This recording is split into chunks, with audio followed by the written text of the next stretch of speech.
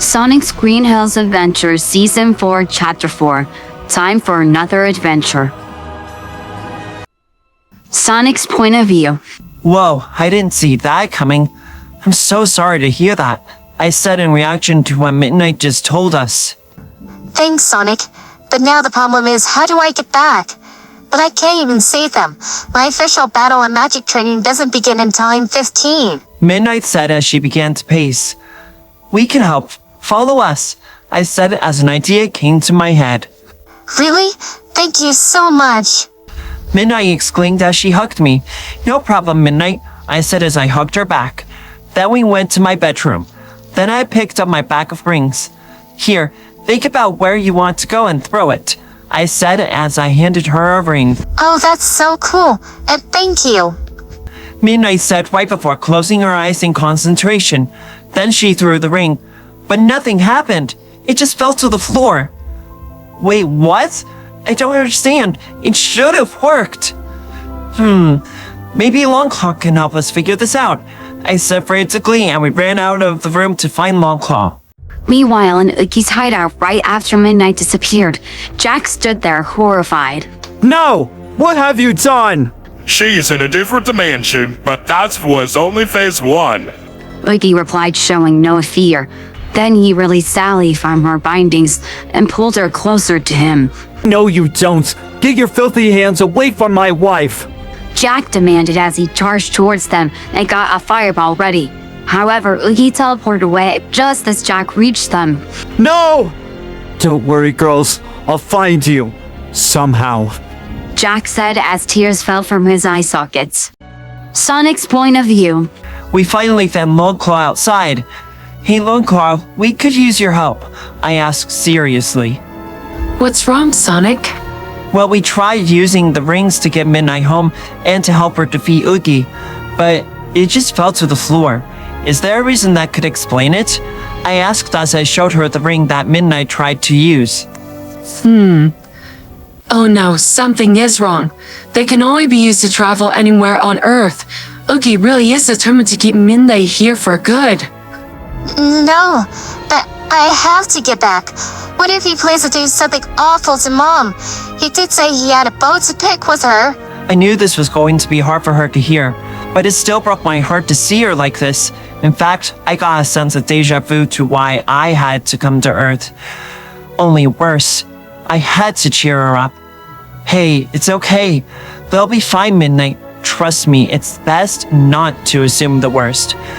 I made that mistake when I thought Longclaw was killed after she helped me get to Earth.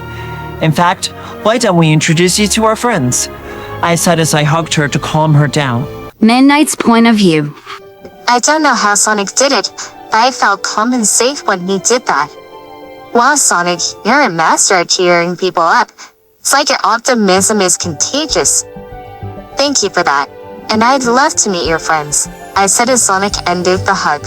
Great, let me just text them to meet up at my girlfriend's place. Sonic said excitedly as he pulled out a phone from his quills. I'll let Mom and Dad know we're heading out. Shadow added and ran back inside. A few minutes later, Shadow returned. So, Midnight, I bet you're wondering what my power is. Well, stay close to me. Shadow said as he and Sonic were already next to Shadow. I nodded and did as told. Chaos Control. Shadow explained that all of a sudden we were somewhere else. What with teleportation? Fascinating, I said as I backed away a little.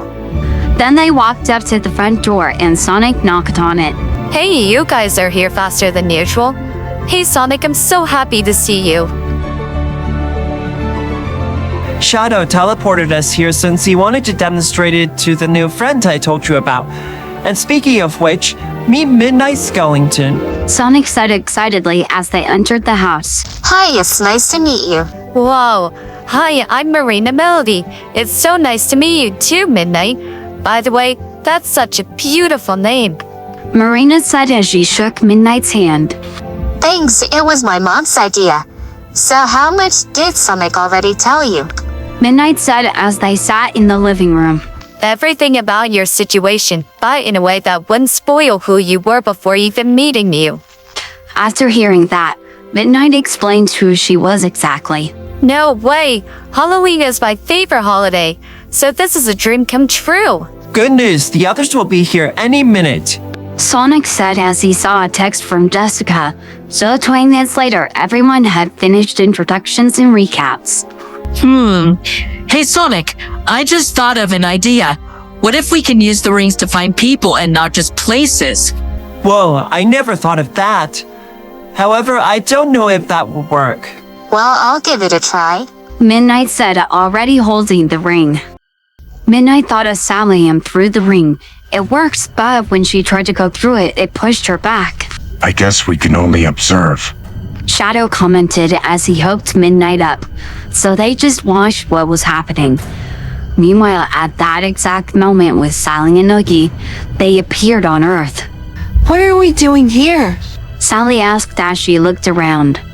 I heard there's a human scientist here who hates everything, including humans themselves. So I'm gonna break him out of here. Oogie said as they approached gun headquarters. Now you'll be the distraction.